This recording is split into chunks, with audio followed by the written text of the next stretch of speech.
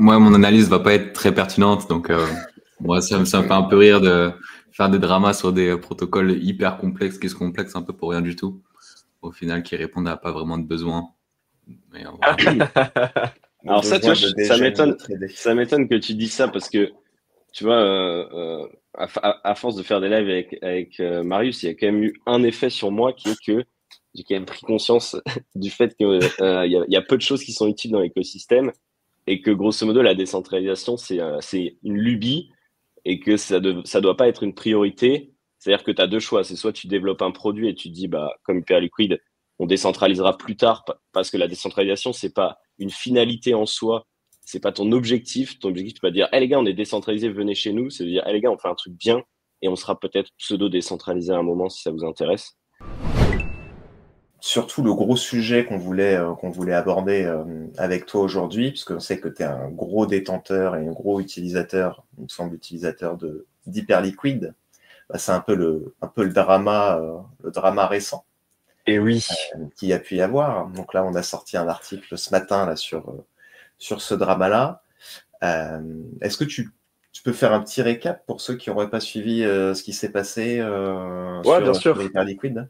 Bien sûr, bon du coup c'est cool, t'as fait le disclaimer à ma place. Je suis Mm. utilisateur de Hyperliquid, je détiens du token. Je suis un amoureux de la DeFi et donc je ne suis pas forcément le plus grand fan des exchanges centralisés. Donc mon point de vue est forcément un petit peu biaisé sur ce côté-là, mais je vais essayer de faire un petit récap de ce qui s'est passé. Hier, on a eu une seconde attaque du coup sur Hyperliquid, seconde parce qu'on avait déjà eu une première attaque de ce genre il y a 2 semaines, avec des traders qui prennent des très grosses positions en levier et qui transmettent de la dette au protocole. Donc ce qui s'est passé, tout commence hier avec un token, le Jelly, donc on peut le dire, hein, c'est un bon cheat coin, un bon truc bien inutile sorti de Pump Fun. Un trader, ou en tout cas un wallet, peut potentiellement un groupement de personnes qui prend une très grosse position short. Très grosse position short sur le Jelly, qui est un actif avec une capitalisation d'environ 15-20 millions de dollars à ce moment-là. Donc relativement petit par rapport aux autres protocoles aux autres actifs qu'on peut avoir sur des sizes, sur des positions de cette taille-là.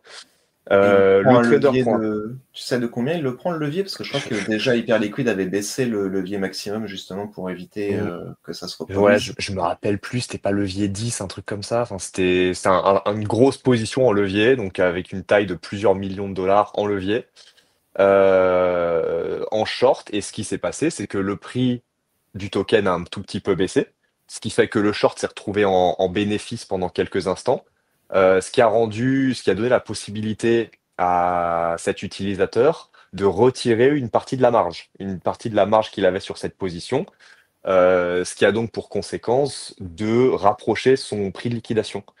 Parce que du Et coup, pour ceux qui sont peut-être pas trop au fait, tu peux expliquer le principe d'un short? bien sûr, Comment est-ce que ça bah, fonctionne? en gros, un short, c'est parier à la baisse sur un actif. Les outils de trading perpétuel comme Hyperliquid permettent de prendre des positions à levier. Donc tout simplement de déposer un petit peu de collatéral et la plateforme, ce qu'on appelle la marge, et la plateforme nous prête de l'argent pour prendre une position plus grosse. Et la position se retrouve liquidée dès que le collatéral, dès que la marge a été complètement perdue sur la position. Donc, par exemple, si vous placez un short de 10 dollars en levier 10, vous déposez 10 dollars en collatéral et la plateforme vous prête 90 pour vous donner une taille de position de 100. Et ça fait que vous vous retrouvez liquidé quand votre position est en perte de la taille de votre collatéral, c'est-à-dire de 10 dollars. Et Donc du là, dans coup, ce cas-là, oui, dis-moi. pour le coup, il te prête, là, Hyperliquid prêtait du jelly du coup dans ce cas-là. C'est ça, sauf que c'est une position short. Donc dans le cas d'un long, c'est facile, hein, ça revient à acheter la position. Dans le cas d'une position short, il y a des mécanismes derrière qui sont un peu complexes que je maîtrise pas forcément. Mais en gros, ça revient tout simplement à emprunter de l'argent, à emprunter du token Jelly, effectivement, à le vendre et à le racheter plus bas pour rembourser les tokens qui ont été empruntés. Donc derrière les mécanismes concrets de comment est-ce que ça fonctionne et comment est-ce que le protocole gère ça, moi je ne maîtrise pas, mais ça revient à peu près effectivement à emprunter du Jelly à emprunter beaucoup de jelly, le vendre et le racheter plus bas. Ou bien le racheter plus haut en perte et du coup à devoir rembourser la différence au protocole à travers la marge. Et donc, ce trader qui a pu retirer une partie de sa marge a baissé de beaucoup son prix de liquidation. Et bizarrement, le token Jelly s'est retrouvé à pump très très violemment juste après. Le trader s'est donc fait liquider instantanément. Et en fait, sur Hyperliquid, tout le système de market making est géré par un vault qu'on appelle le HLP, le Hyper Liquidity Provider. C'est un vault qui est accessible à tous. Tout le monde peut déposer des fonds pour investir dedans et donc obtenir un rendement issu notamment des frais de trading. Et le fait que le token est pump, que le token Jelly est pump, le trader s'est fait liquider son énorme position short. Et c'était donc au Vault Hyperliquid de gérer la position. Et le Vault Hyperliquid s'est donc retrouvé avec une dette qui est montée jusqu'à quasiment 15 millions de dollars sur un short en perte en fait. Concrètement, c'est que la plateforme Hyperliquid, ayant liquidé l'utilisateur, doit donc se débrouiller pour rembourser la position sur le Jelly. Le problème étant que le Jelly, c'est un petit token de merde qui avait du coup très très peu de liquidité. Et là, on parle d'une perte de 15 millions de dollars sur un token qui a 1 ou 2 millions de dollars de liquidité.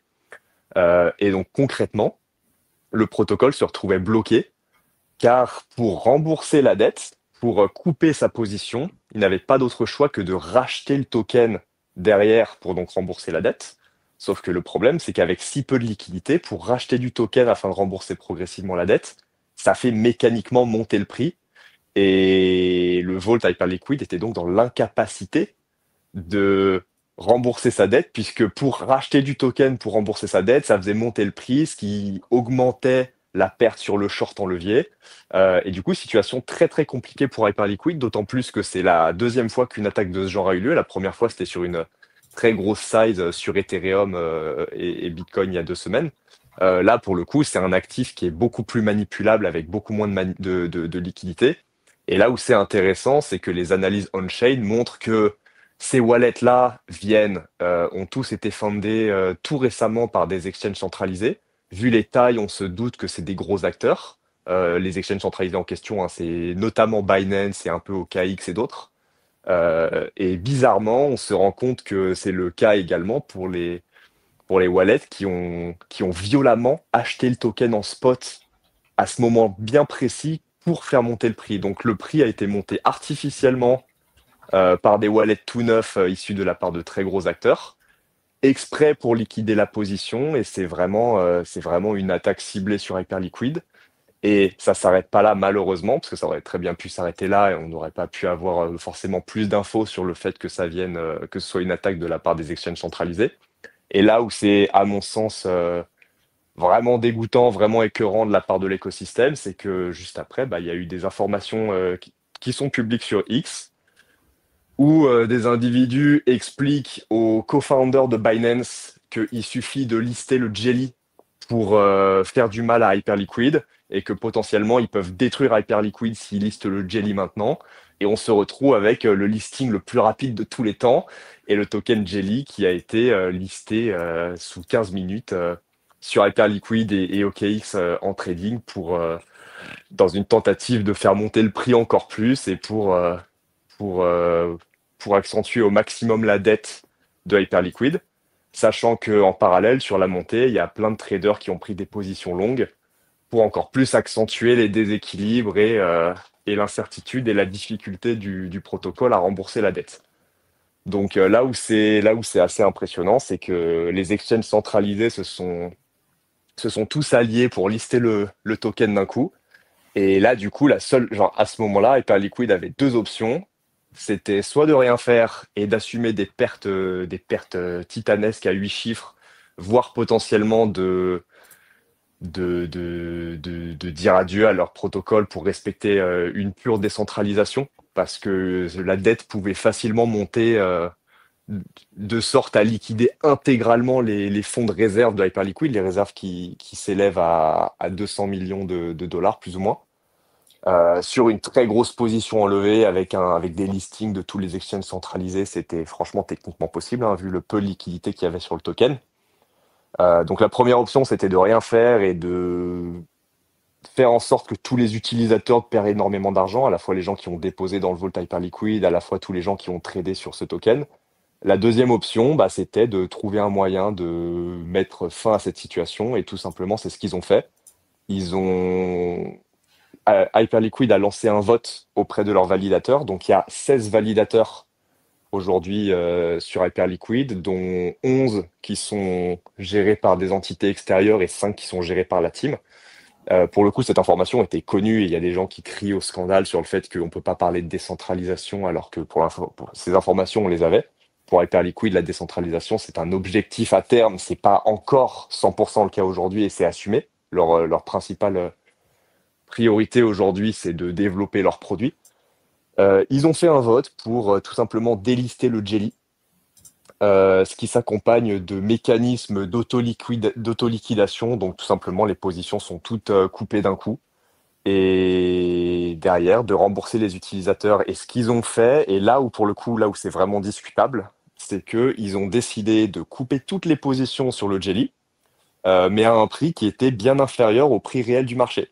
Et ça fait que la perte de quasiment 15 millions qu'ils ont eu sur cette position, elle se retrouve carrément en positif parce qu'ils ont juste changé le prix. Ils ont changé le prix du token, ils ont décidé que le prix était beaucoup plus bas. Et donc le short se retrouve, au lieu d'être en perte de 8 chiffres, il se retrouve en gain de 700 000 dollars.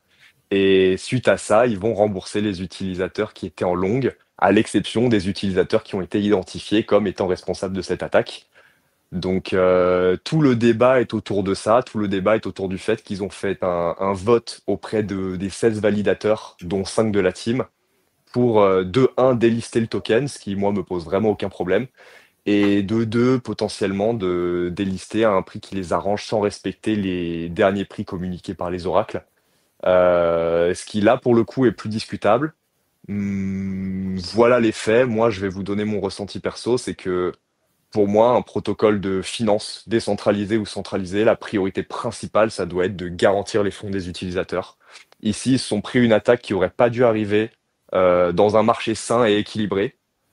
C'était clairement une attaque de la part de la mafia des exchanges centralisés qui ont juste cherché à nuire au protocole et à nuire à la décentralisation. La décentralisation sur Hyperliquid, on n'y est pas encore. Et c'est un objectif à terme, comme je l'ai dit, et ça, c'est vraiment assumé de la part de la team.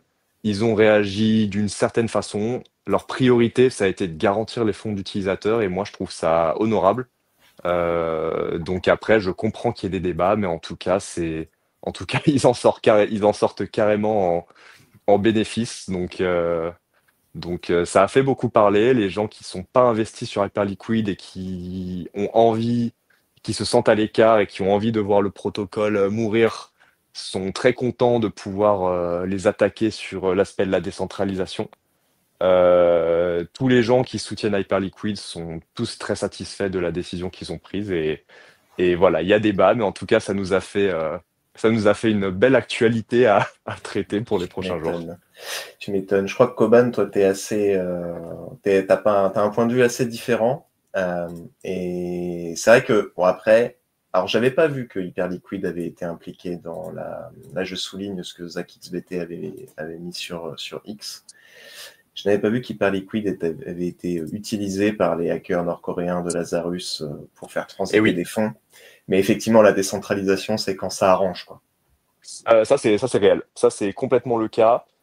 C'est quand ça arrange, sauf que dans ce cas-là, bah, pour le coup, c'est une attaque qui aurait pas dû avoir lieu dans un marché sain. Et l'objectif final étant de protéger les fonds des utilisateurs, j'avoue que moi, ça me pose peu de problèmes, mais je comprends tout à fait cet argument.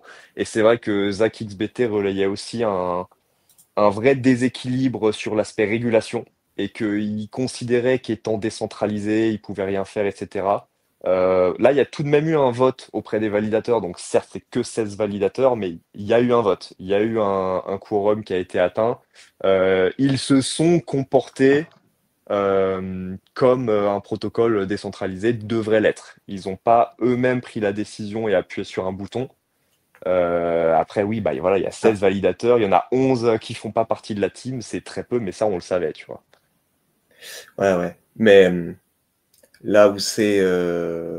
Après, je peux comprendre qu'on ne soit pas décentralisé sur un protocole de ce type-là, avec aussi les risques et la compétition que les sexes ont. Enfin, à quel point est-ce que c'est facile ou pas pour les sexes de prendre le contrôle d'un protocole de ce type-là, s'il suffit d'acheter des tokens ou en tout cas C'est vrai. de Ouais, c'est faire vrai. tourner Bah, des validateurs. Je pense que c'est pas extrêmement compliqué pour eux. et de ce que la team a déjà annoncé, c'est que là, en fait, ils sont toujours en phase de développement. Là, ils sont toujours en train de construire des choses. Il y a encore des choses qu'il faut affiner. Bah, par exemple, ce mécanisme-là, hein, pour le coup, la faille existe toujours. Donc, va falloir qu'ils trouvent un moyen de faire en sorte que ça soit plus possible.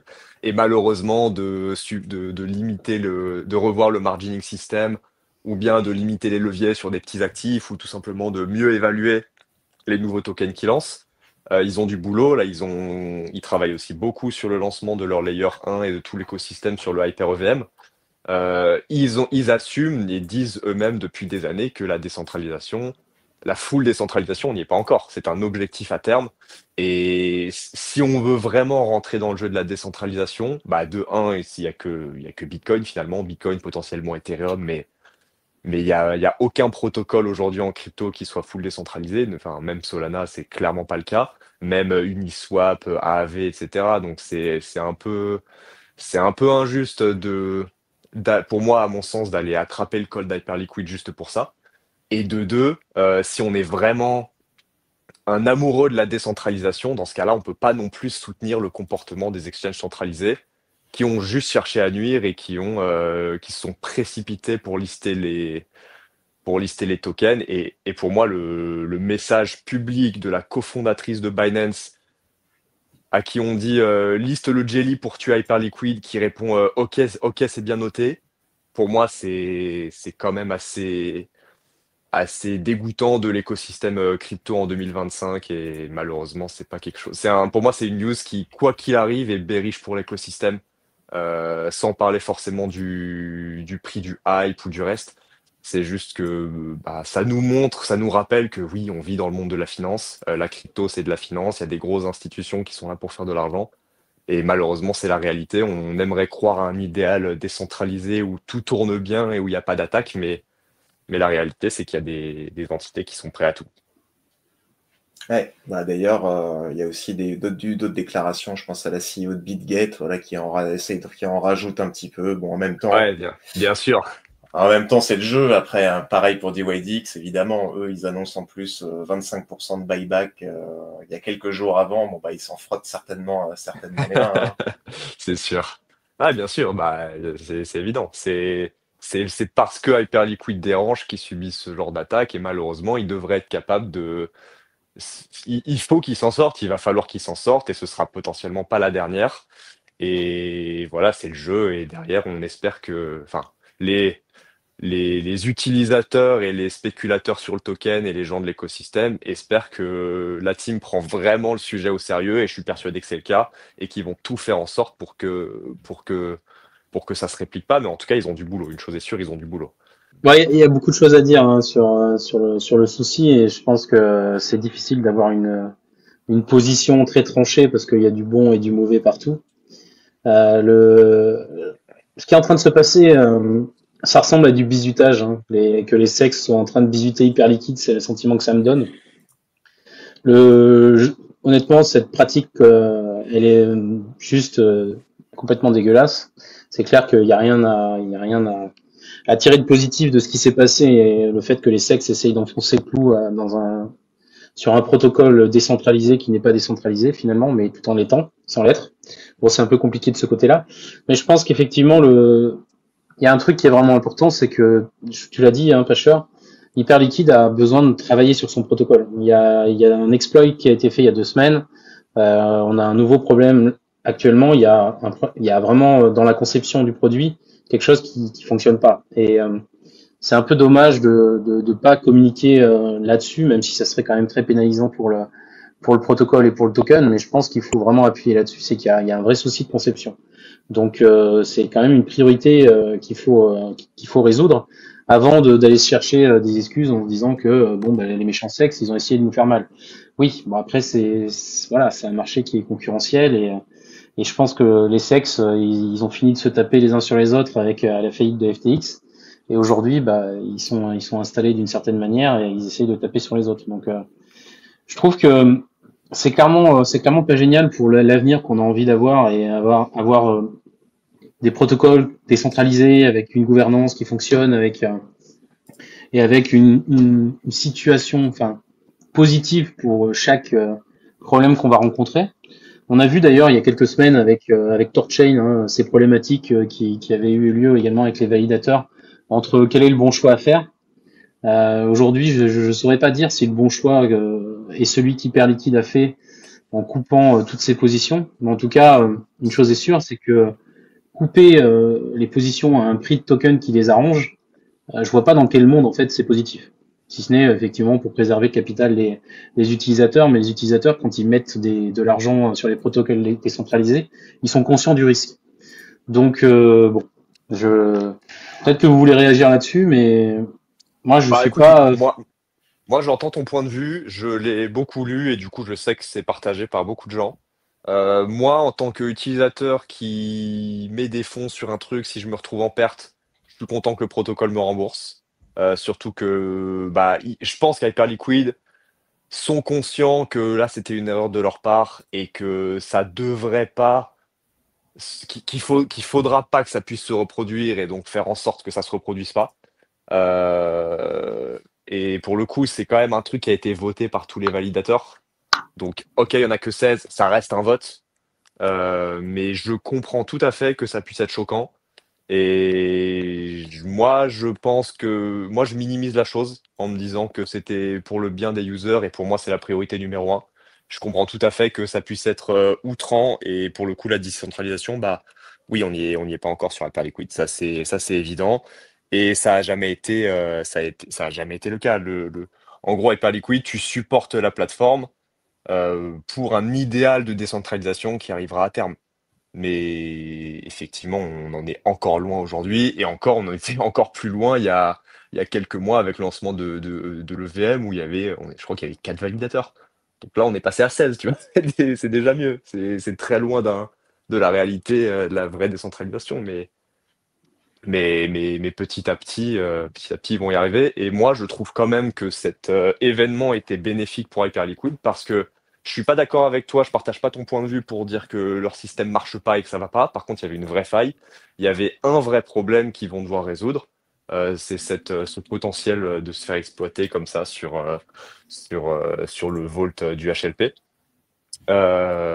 Et s'ils arrivent à bien gérer à la fois la communication et à la fois l'optimisation et la refonte de leur système de margin et de risk management, alors dans ce cas-là, le protocole s'en sortira plus fort. Et ça peut être du coup très bénéfique pour la suite, pour les mois à venir. Du coup, ça vous fera pas changer, vous ne traderez pas ailleurs que sur Hyperliquid. Parce que on en parlait avec Koban, DYDX qui a annoncé aussi donc, le buyback de 25%. Hyperliquid, c'est combien? Moi, je pensais que c'était 100%. Mais c'est le cas, non?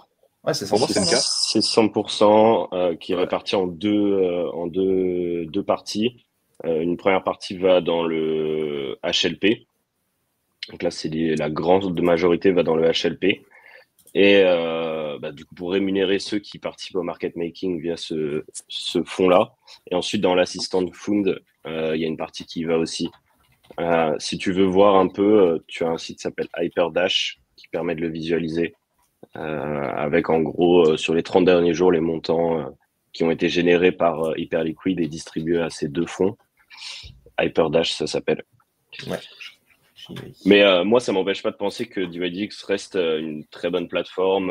Enfin, moi, de toute manière, je suis pas un trader à titre perso vraiment trop avancé, donc ce que je trouve cool, c'est que le fonctionnement d'Hyperliquid a tiré des plateformes comme DYDX dans la bonne direction, même si bon, ils n'étaient pas dans la mauvaise direction non plus. Mais je veux dire, voilà,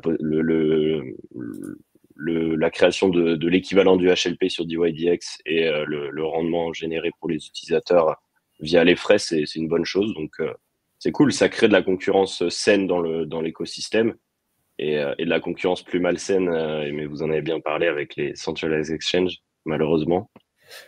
Ça pousse à générer plus d'intérêt au token aussi et de valeur, mais ça va être sympa de voir un peu si, parce que là, Hyperliquid mange tout le monde. Là, j'ai juste mis DYDX et Hyperliquid parce que des plateformes de perp, il y en a des centaines. Mais on peut voir que DYDX dominait largement le marché avant de se faire totalement écrabouiller par Hyperliquid. Et Hyperliquid, c'est simple, c'est 90% du secteur des DEX perps perpétuels et c'est à peu près 11-12% du volume de Binance en perp. Donc c'est quand même assez énorme en termes de part de marché pour un protocole qui a 2 ans. Et c'est ça en fait qui explique aussi que des deux côtés, que ce soit du côté centralisé ou décentralisé, avec des guillemets du coup sur décentralisé, parce que maintenant il faut le préciser comme ça, des deux côtés, c'est un protocole qui fait peur. Et donc naturellement, quand on a ce genre d'affaires là, voilà, ça explique pourquoi est-ce que tout le monde tombe dessus en disant je vous l'avais dit, nous on est mieux. Et c'est d'ailleurs pour ça que Hype est listé sur très peu d'exchanges centralisés. Et oui. Je ne savais même pas qu'il était listé sur BitGet. Il est listé moi non plus, écoute. Ouais. Ah non, il est listé pas qu'en futur. Ok, je savais pas non plus. Comme quoi. Ça n'a pas empêché la CEO de faire une petite pique, mais bon. Il liste quand même, il liste. Mais j'écoutais un peu le retour de Koban aussi sur le sujet et je trouve ça intéressant de la part de quelqu'un qui... Parce qu'en fait, il y a un peu ce truc-là et ça, c'est ce qu'on m'a reproché, par exemple, à titre perso, quand j'ai traité le sujet hier et encore ce matin. C'est soi-disant de traiter le sujet via le prisme de ton wallet. Du fait que effectivement j'ai reçu l'airdrop, que je suis un holder de Hype et que c'est une des plus grosses parties de mon bag, je m'en cache pas. Mais du coup, venant de quelqu'un qui n'en détient pas, bon, enfin, j'en sais rien, mais en tout cas qui n'a pas touché l'airdrop, c'est intéressant d'avoir ce genre d'avis-là. Et je pense ça manque de mesure, je trouve, dans la manière de traiter ce qui s'est passé. Moi, ce qui me choque, c'est que Hyperliquid n'a jamais été véritablement décentralisé. On le sait, au lancement, c'était 4 validateurs qui appartenaient à la team. Maintenant, c'est 16, dont 11 qui n'appartiennent pas à la team, mais c'est pas beaucoup.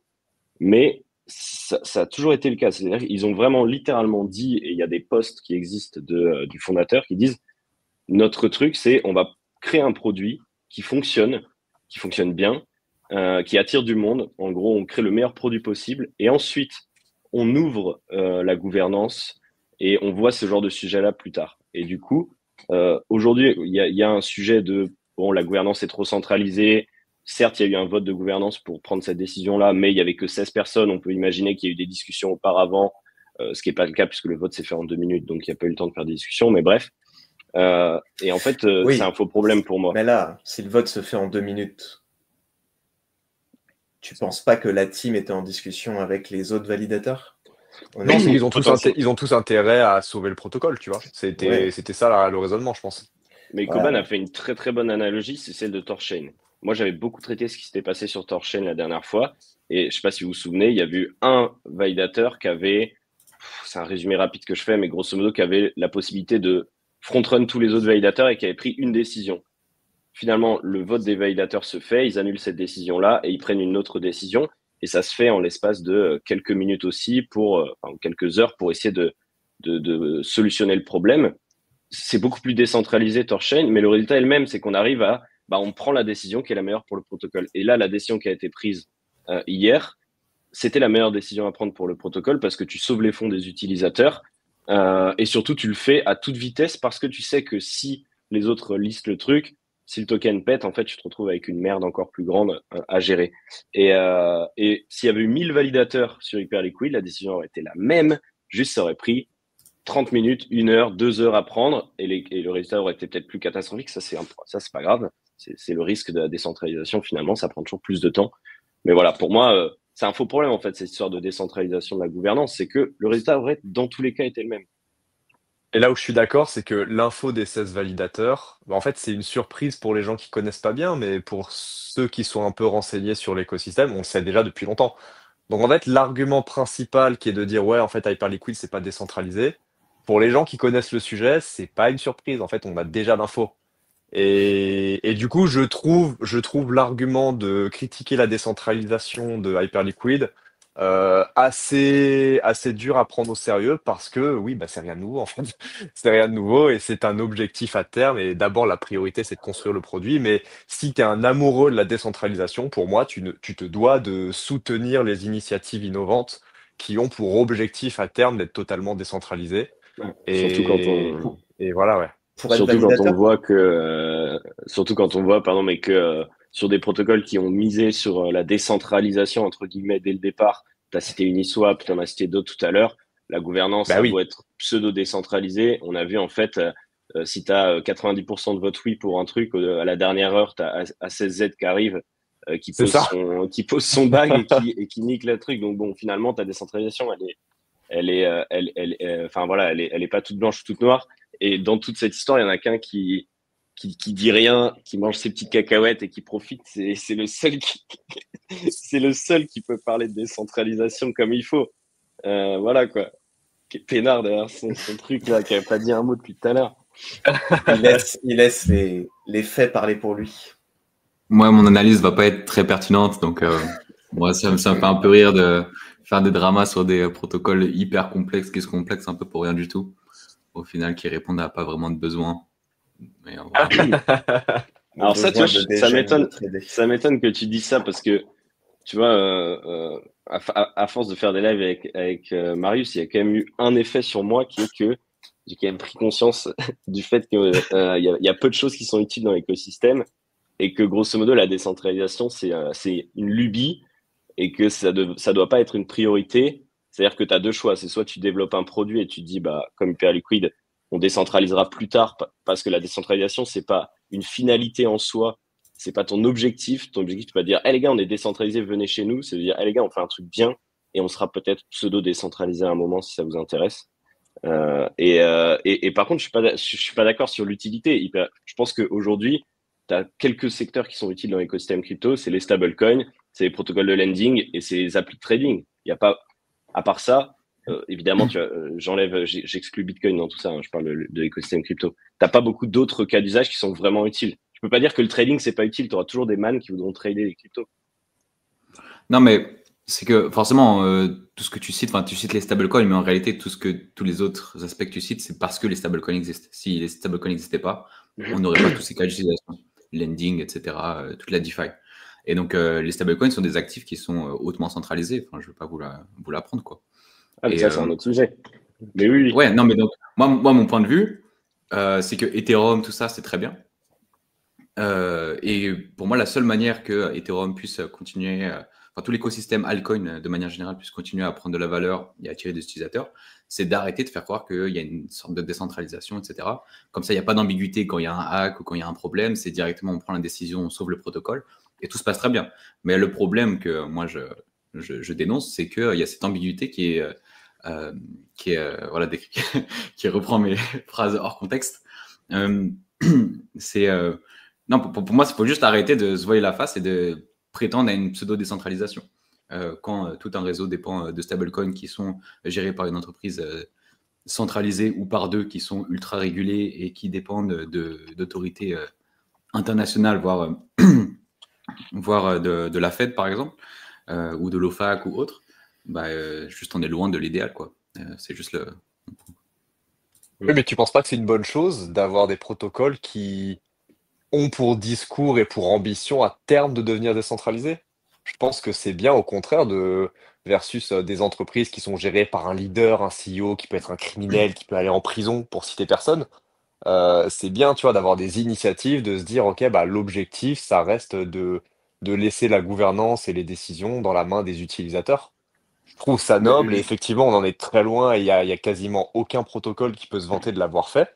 Mais je pense que c'est une bonne valeur et que c'est bon pour le développement de l'écosystème. Après, effectivement, oui, l'objectif final, c'est d'accumuler du Bitcoin et ça, on est, je pense, de plus en plus convaincu dans l'écosystème que ça reste l'objectif à terme. Mais moi, je suis d'accord avec Lilian, je salue les initiatives et les vrais use cases de l'écosystème et je pense que se concentrer sur la décentralisation à terme, je pense que c'est une bonne chose. Oui, après, Je comme pense vous que l'avez c'est un dit, bon... Décentralisation, quand ça arrange pas certains détenteurs de beaucoup de tokens ou autres, ils s'arrangent pour que leurs décisions passent. Ça me faisait penser, quand vous en parliez tout à l'heure, à ce qu'on disait la semaine dernière sur crypto.com, qui a fait revenir 70 milliards de tokens. Tout le monde avait voté non, enfin la grande majorité avait voté non. Ils en ont rien à faire. Les validateurs qui contrôlaient ont tous voté oui dans les dernières minutes. Et puis voilà. Ça a été réglé. Du coup, les 70 milliards de tokens sont revenus, sont pas en circulation, mais en tout cas. Ouais, mais du coup, c'est ça le problème de la centralisation, c'est qu'à tout moment, ton leader, il peut faire complètement de la merde, et toi, en tant qu'utilisateur, tu es victime de ces comportements-là. Mais je suis d'accord avec toi. Tu vois, pour moi, je vais jamais contredire quelqu'un qui dit on veut de la décentralisation. C'est l'objectif principal avec Bitcoin et j'espère Ethereum. Mais le problème, c'est est-ce que c'est seulement possible en fait? Quand tu crées un réseau et tu dis d'abord je vais focus sur la tech et ensuite on voit la décentralisation, mais tu vois cette décentralisation basée sur un token qui lui-même va être très centralisé dès le début et qui va potentiellement le rester ou peut-être un peu se distribuer, mais qui restera centralisé, comme on le voit avec Ethereum, avec tous les protocoles Solana, etc.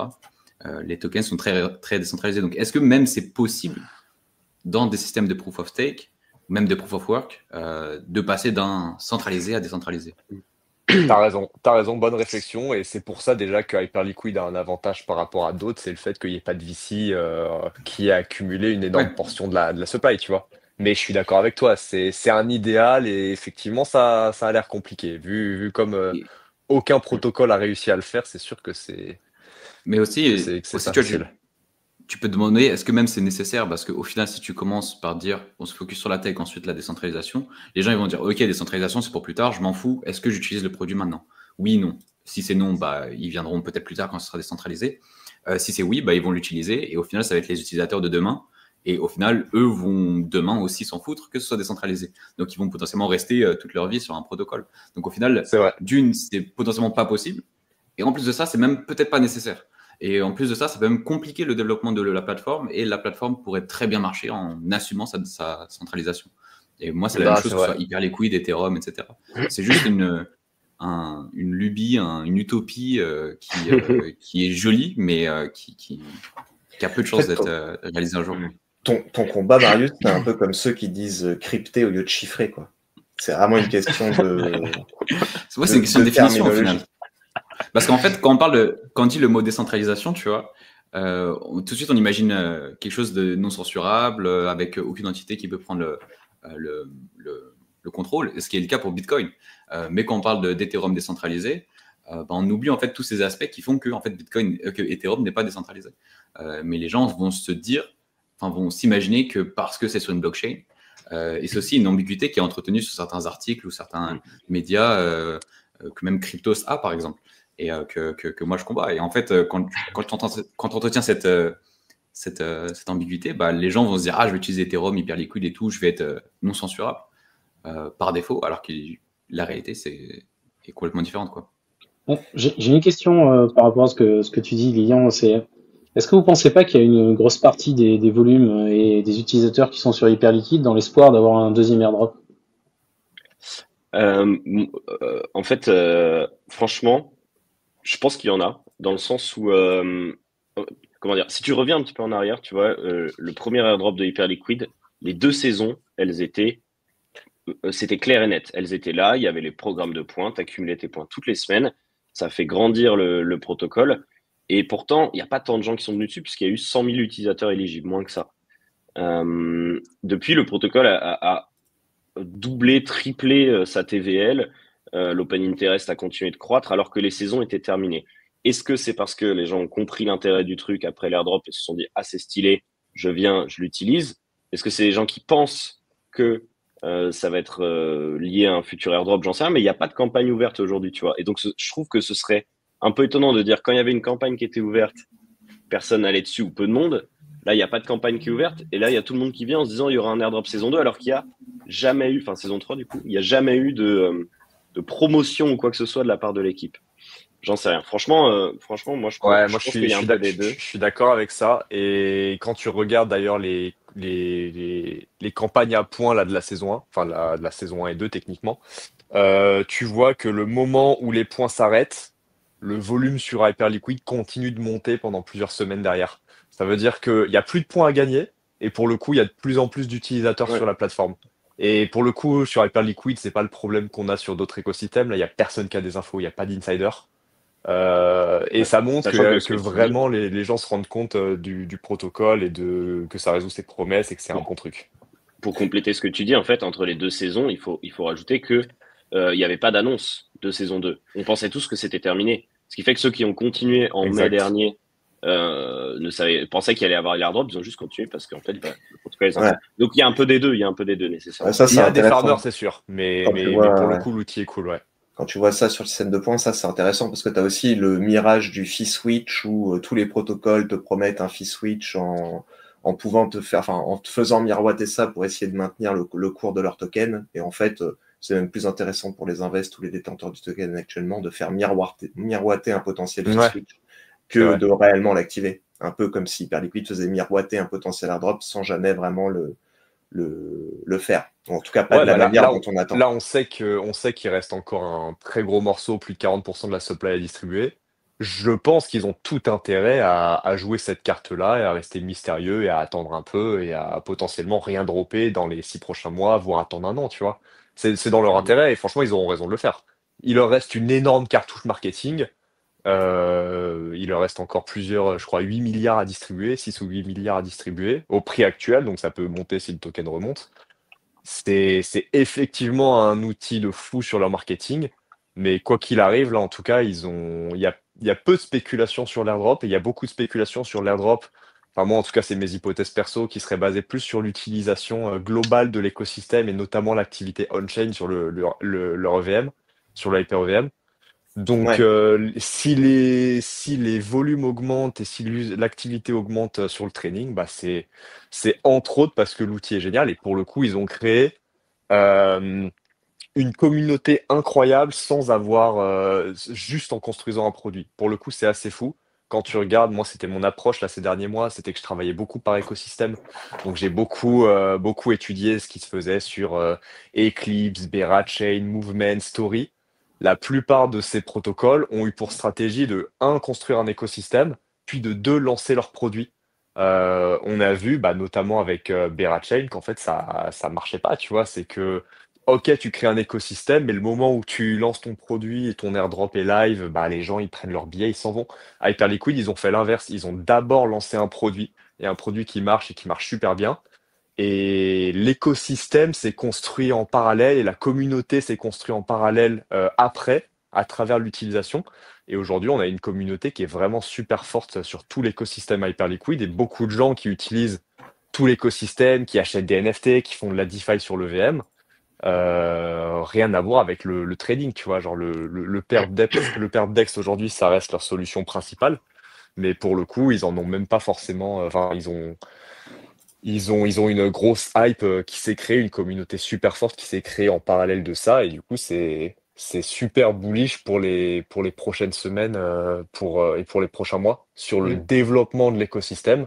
Après, est-ce qu'ils arrivent à à se bouger le cul pour corriger leurs failles et les problèmes qu'ils ont sur leur outil? Ça va être ça va être vraiment ça va être le critère principal. Ils peuvent en ressortir plus fort, tout comme ils peuvent reperdre les parts de marché qu'ils ont durement gagnées. Ça va dépendre de comment est-ce qu'ils bossent et ce qu'ils nous annoncent.